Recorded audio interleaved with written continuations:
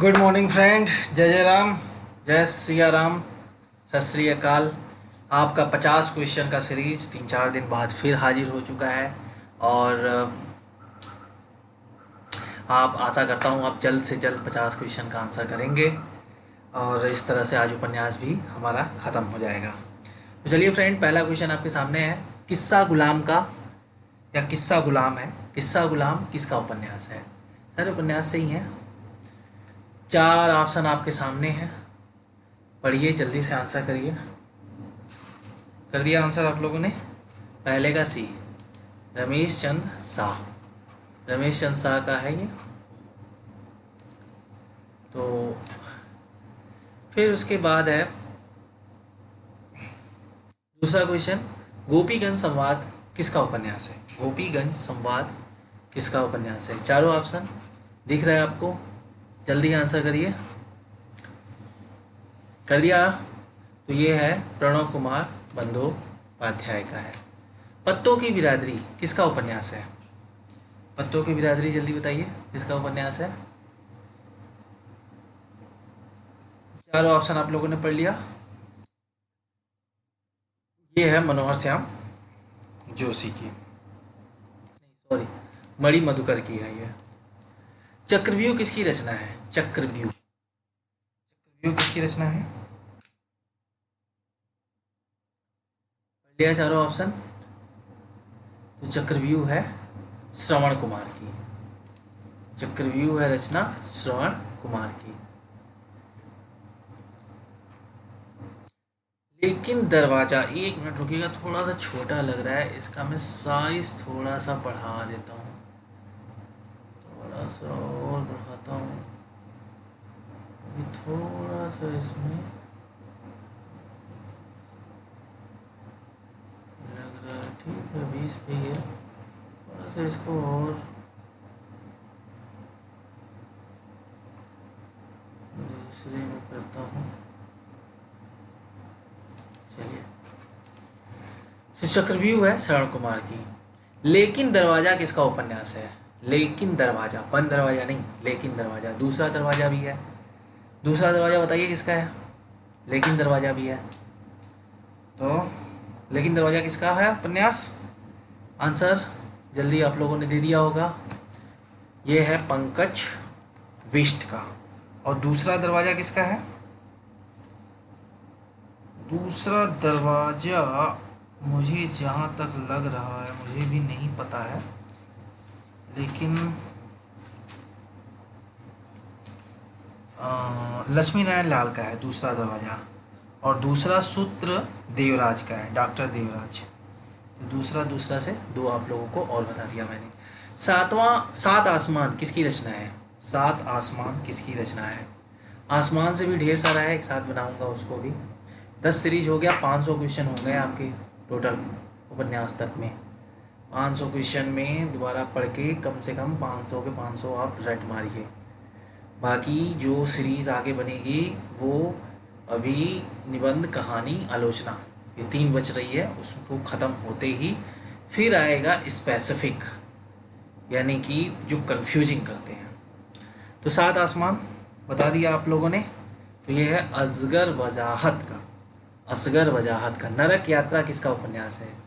अब देखिए, जो नरक यात्रा है ये उपन्यास है, लेकिन आपको पता है कि यात्रा वृतांत लिखने का श्रेय भारतेंदु हरिश्चंद्र को जाता है।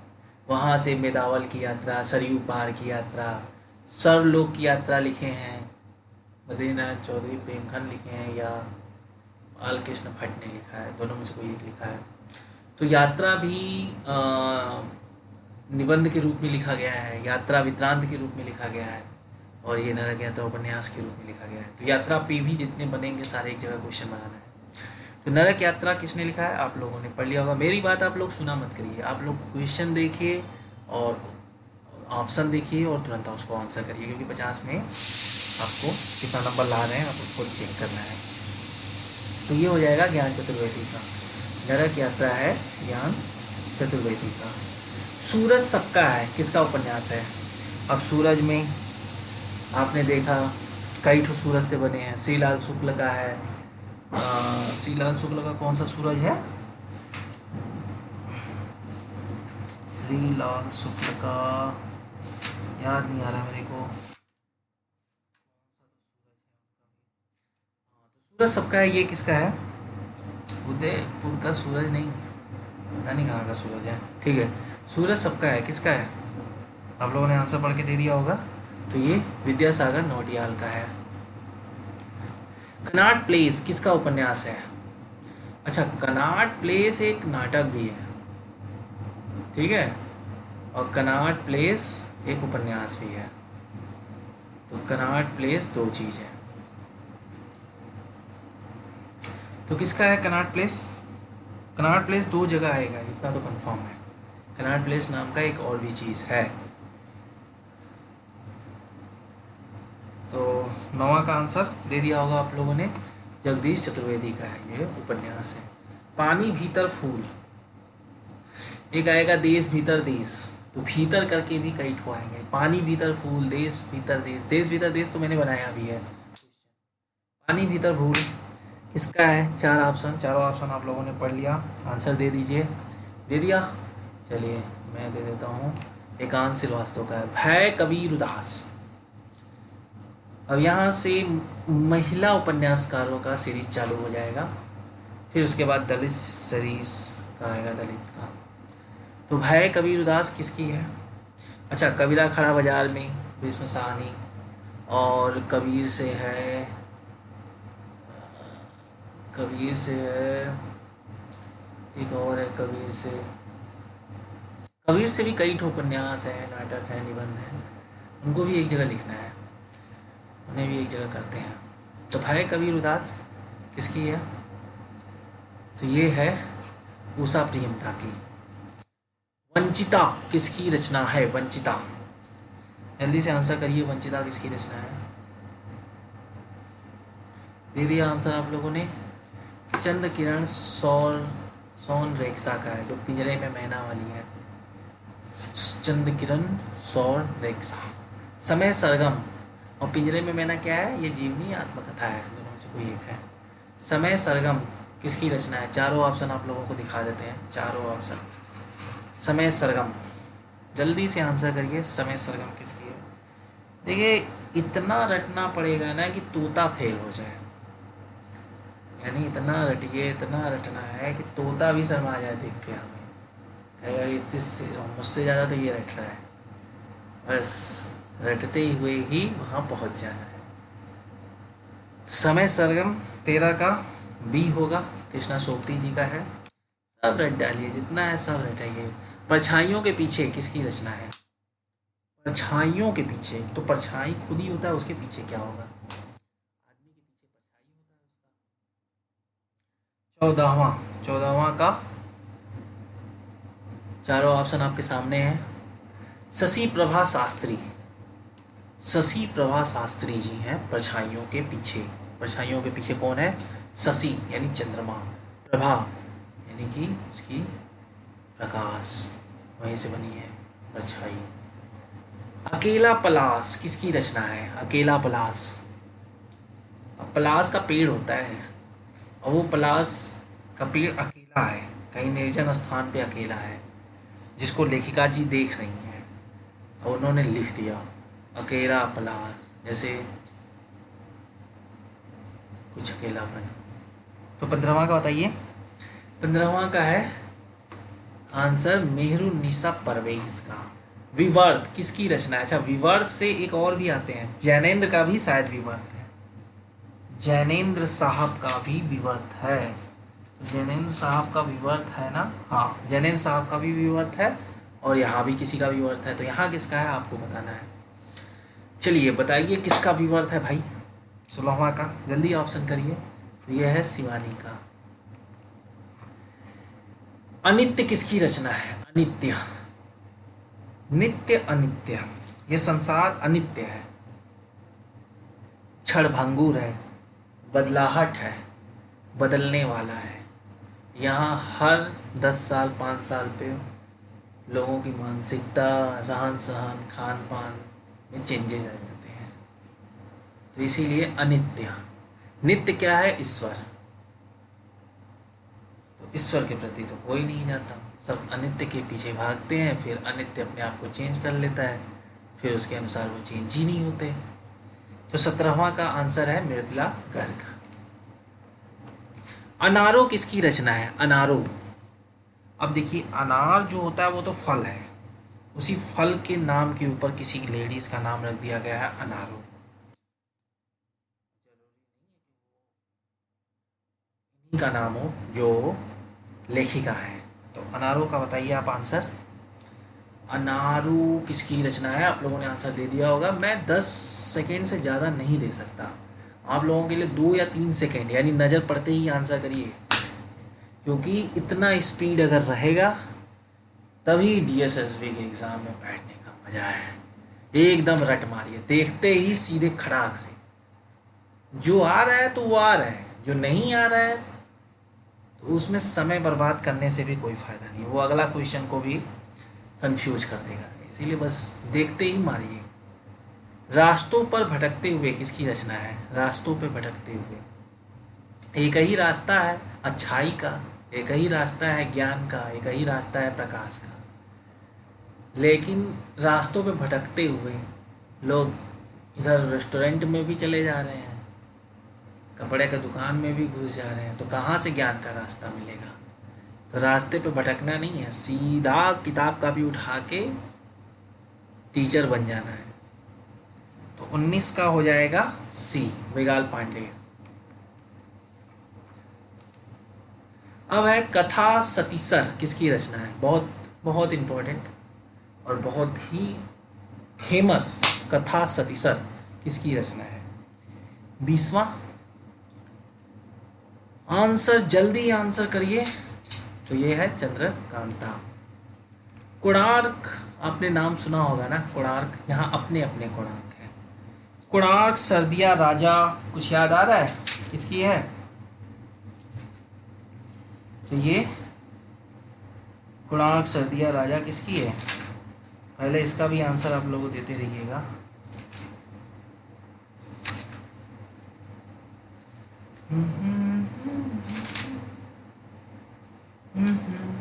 तो अपने अपने कोणार्क किसकी रचना है?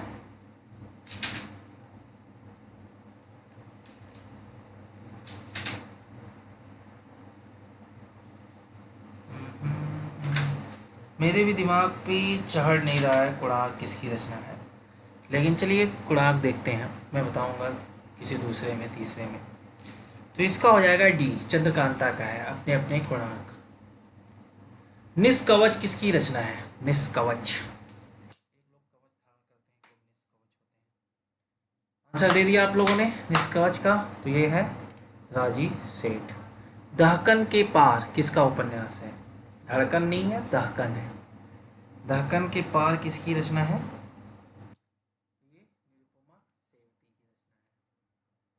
पार्थ किसकी रचना है? पार्थ किसको बोला जाता था? अर्जुन को बोला जाता था। क्यों? क्योंकि वो गीता का ज्ञान लेने योग्य था। अपार्थ कौन है? हम लोग गीता का ज्ञान नहीं ले सकते हैं, भले 50 बार पढ़ पाए। क्यों? क्योंकि उसके लिए जो एकाग्रता चाहिए, जो कमिटमेंट चाहिए, वो क्वालिटी अभी विकसित नहीं हुई है। तो हे पार्थ, अपार्थ बताइए। तो अपार्थ रचना है सी का, कमल कुमार। और ये कमल कुमार लेडीज़ हैं, ये मत सोच लीजिएगा कि कमल कुमार आ गया तो जेंट्स है। हीरामन हाई स्कूल, अब हीरामन जो थी वो हाई स्कूल पढ़ी थी, और उस ज़माने में हाई स्कूल पढ़ना एक बहुत बड़ी बात थी। तो हर ज़माने की एक बड़ी बात होती है, जो उससे थोड़ा आगे जाने पे वो छोटी बात हो जाती है, उसका कोई मतलब नहीं होता है। अभी जिस चीज़ के लिए इतना कष्ट है, आने वाले समय में वो बहुत छोटी चीज़ हो जाएगी। तो समय की धारा में बहते रहिए, चिंता ना करिए। 25वें का जो ऑप्शन है वो डी है, कुसुम कुमार, हीरामन हाई स्कूल। तालाबंदी किसकी रचना है? तालाबंदी 26वें का, कुछ याद आ रहा है? सारे के सारे इम्पोर्टेंट लोग हैं। तो ये प्रभा खेतान का है। अब मैं थोड़ा जल्दी जल्दी खींचूंगा क्योंकि 14 मिनट हो चुका है, और मैं इसको अब 18 मिनट में मैं इसे कंप्लीट कर दूंगा। महाभारती किसकी रचना है? जल्दी बताइए, महाभारती किसकी रचना है? सी, चित्रा चतुर्वेदी की है। गुना बेगुनाह किसकी रचना है? बहुत इजी, अब तक आप लोगों ने आंसर दे दिया होगा, ये मैत्रेयी पुष्पा का है। एक जमीन अपनी किसकी रचना है? चारों ऑप्शन आप लोगों ने पढ़ लिया, तो ये है चित्रा मुदगल की। जल्दी जल्दी अब आंसर देते रहिए, मैं बहुत फास्ट चलूँगा क्योंकि मुझे 18 मिनट में इसको ख़त्म कर देना है। बेतवा बहती रही किसकी रचना है? बेतवा बहती रही, अच्छा बेतवा बहती रही केन नदी के किनारे, जितना नदी है ना सारों को एक जगह करना है, तो 30वें का ए, मैत्रेयी पुष्पा। कोई बात नहीं किसकी रचना है? कोई बात नहीं किसकी रचना है? चारों पर ऑप्शन पढ़ लिया आप लोगों ने, तो ये अलका सागरी की रचना है। मरंग घोड़ा नीलकंठ हुआ, घोड़ा बोला जाता है लेकिन घोड़ा बोला गया है, तो ये कहीं आदिवासियों का लैंग्वेज है, तो बताइए, तो ये हो जाएगा महुआ माझी का। जल्दी जल्दी आप लोग, कुछ ना कुछ छूट जाता है, किसका उपन्यास है? कुछ ना कुछ छूट जाता है, तो ये हो जाएगा जया जातवानी का। कुल जमा 20 किसकी रचना है? कुल जमा 20, चारों ऑप्शन आप लोगों ने पढ़ लिया, तो ये रजनी गुप्ता का। छप्पर की रचना कब हुई थी? छप्पर की रचना ओम प्रकाश वाल्मीकि ने किया था और बड़ा इंपॉर्टेंट रचना मानी जाती है। कब हुई थी? ऑप्शन आप लोगों ने देख लिया, 1994 में थी। जस तस भई सबेर किसकी रचना है? अब जस तस भई सबेर का मतलब पूरा रात कष्ट में बीता होगा, तभी लिखा गया है ना, जस तस भई सबेर किसकी रचना है? तो 36वें का आप लोग आंसर करिए, इसकी रचना है सी का, सत्य प्रकाश। मुक्ति पर्व किसकी रचना है? मुक्ति पर्व, अब यहाँ मुक्ति पथ भी आएगा, दोनों देख लीजिए एक साथ, मुक्ति पर्व और मुक्ति पथ। अब इसी तरह से ये कन्फ्यूजन करवा सकता है, मुक्ति पथ पूछ लेगा, सब समझेंगे यार मुक्ति पर्व होता था, पथ कहाँ से आ गया, तो यहाँ से बताइए आप लोग। 37वें का तो इजी है, मुक्ति पर्व जानते हैं मोहनदास नेमिष राय, और मुक्ति पथ किसका है? यह है अभय मौर्य का। एक कस्बे की नोट्स, अच्छा कई है, पेरिस के नोट्स, पत्नी के नोट्स, पति के नोट्स, तो एक कस्बे के नोट्स हैं, और एक और भी है लड़की के नोट्स, नौकरानी के नोट्स, इसी तरह से भी हैं, तो कई नोट्स हैं, सारे नोट्स को एक जगह इकट्ठा कर लेना है। तो 39वां का एक कस्बे का नोट्स किसका है? आंसर आप लोगों ने दे दिया होगा, तो नीलेश रघुवंशी का है। छत पे अपर्णा, ये अज्ञेय के ऊपर लिखा गया है, अज्ञेय के ऊपर एक जीवनी है छत पे अपर्णा, ठीक है, बताइए किसने लिखा है छत पे अपर्णा? छत पे अपर्णा लिखा है इला डालमिया ने। देश भीतर देश किसकी रचना है? अभी मैंने पानी भीतर फूल, देश भीतर देश, इसकी रचना है देश भीतर देश, तो ये मनोहर श्याम जोशी का है। तीसरी ताली, अब 2 तालियां बनाई जाती है 2 हाथों से, एक तीसरी ताली है जो ईश्वर की होती है, तो वो किसकी रचना है? तो 42वें का बी, 42वें का बी होगा। ग्लोबल गांव का देवता, ये आदिवासियों के ऊपर बनाया गया है, ग्लोबल गांव का देवता, क्योंकि जब ग्लोबलाइजेशन जब हुआ ना बहुत तेज़ी से, तो बहुत से लोग उसमें एडजस्ट नहीं कर पाए, और जो जंगल में आदिवासी लोग रहते थे वो तो बिल्कुल एडजस्ट नहीं कर पाए, बहुत कठिनाई हुआ उनके लिए। 43वें का सी, रणेंद्र का है। धनिया किस उपन्यास का पात्र है? अब यहाँ से 4-5 आएंगे पात्र के लिए, तो बताइए। और प्रेमचंद्र के जितने उपन्यास हैं और जयशंकर प्रसाद के जितने नाटक हैं उनके पात्र हैं, सारे के पात्र का तो रचना जरूरी है, क्योंकि यहाँ से एक न एक क्वेश्चन बन जाता है। तो 44वें का डी होगा, ये गोदान का है, गोबर धनिया यही सब है। चाणक्य किस उपन्यास का पात्र है? चाणक्य किस उपन्यास का पात्र है? जल्दी से बताइए, आंसर आप लोगों ने पढ़ लिया, चित्रलेखा का है। बाबा मदन सिंह किस उपन्यास का पात्र है? बाबा मदन सिंह किस उपन्यास का पात्र है? शेखर एक जीवनी का है, सॉरी बाबा मदन सिंह किसका है? ठीक है, शेखर एक जीवनी का है। कालीचरण किसका है? कालीचरण किसका है? चारों पढ़ लिया आप लोगों ने, आंसर दे दीजिए, ये महिला आंचल का है। योके सेल्मा यान, 3 लोग हैं ये, एक ही नहीं है, योके सेल्मा यान, ये तीनों किस उपन्यास के पात्र हैं? तो जल्दी आंसर करिए। ये अपने अपने अजनबी के हैं। मंदा, महेंद्र, मकरंद, ये भी 3 लोग हैं, मंदा, महेंद्र, मकरंद। ये किस उपन्यास के पात्र हैं? जल्दी बताइए। आंसर आपके सामने है। तो ये इदम नमम है, ये इदम नमम है। अच्छा, ये इदम नमम किसने लिखा है? इदम नमम किसने लिखा है? मैत्रेयी पुष्पा। इदम नमम, इदम नमम किसने लिखा है? तो मैत्रेयी पुष्पा ने लिखा है 1994 में। बहुत इंपॉर्टेंट है।